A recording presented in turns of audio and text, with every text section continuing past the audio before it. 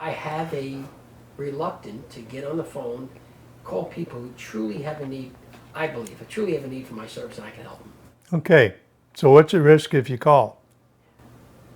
All right, so I'll tell you the risk for me is they're going to think, I thought Rob was a nice guy, but he's Joe Salesman.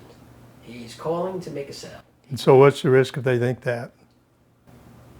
What's the risk if they think that? Then I feel like it puts a blemish on my character in their eyes.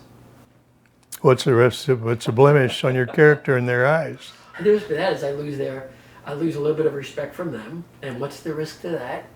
Nothing, because the phone call ends, and they'll think something about me. And what's the risk if they think that?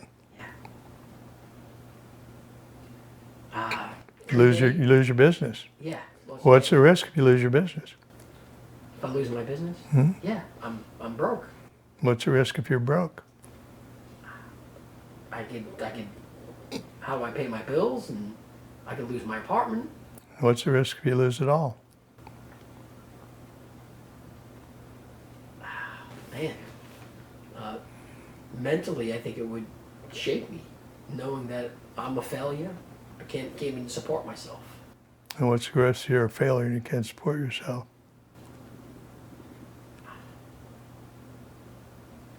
What's the risk in that?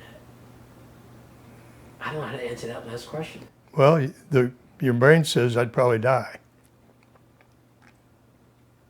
Broke, homeless, nothing. I see what you're saying. So this is the absurdity of fear. You call somebody and tell them what you're up to and you're going to die. That's how it works. That's how it works. It's absurd, it's ludicrous, it's not logical. So what you have in your favor, that's the fear brain. So if you go, life is a dance we do in fear and love. Okay. The opposite of fear is love. So on the fear side, there's the coward who wants to convince you you're going to die, so do nothing. Just don't do it.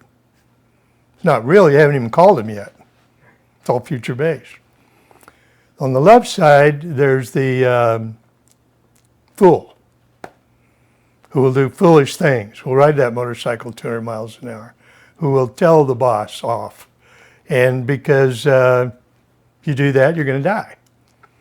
But on the other side, on the fear side, you have a risk manager, it's called left brain. Logical, rational. It's normal risk management. That's what the banks do when you ask for a loan. They evaluate your risk. It's what the insurance company did with me when I bought the insurance. I bought the insurance betting I was going to die. Hopefully their actuaries are better than mine. I'm still here, still got the insurance. So what drives all that? Well, it's love. And so the hero in us acts, takes a step, goes forward, sees what happens, takes another step, sees what happens. See, what I love about you is you came here and you said, I love what I do. So what they think is not of importance. Now, here's another one for you. In the world, there's a thought process. It happens a lot in networking groups and other things. A person shows up and they go, what's in it for me? WWFI or whatever.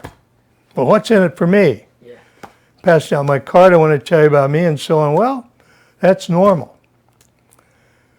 The other question, being Christ-like, is how can I serve you? What can I do for you? Now, it's like when I tell people I love them, I know it's the Spirit of Jesus in me. It doesn't matter what they think.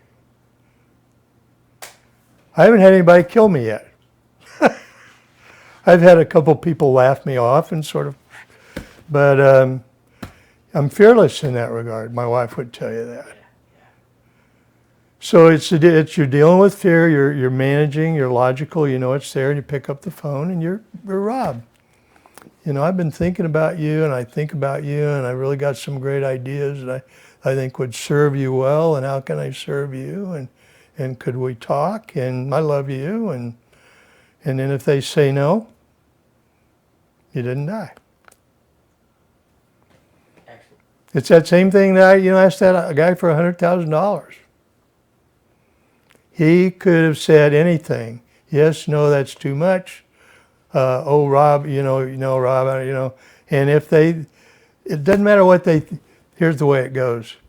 What you think of me is none of my business. Okay. What God thinks of me is my business. If I show up loving, kind, gentle, with my gifts, your incredible gift that you have, it's an incredible gift that you have, and that's what you have to stand. If they're ready to buy, great. If they're not ready to buy, great. Got it. Make another call. You go, well, and it's never what you thought it would be.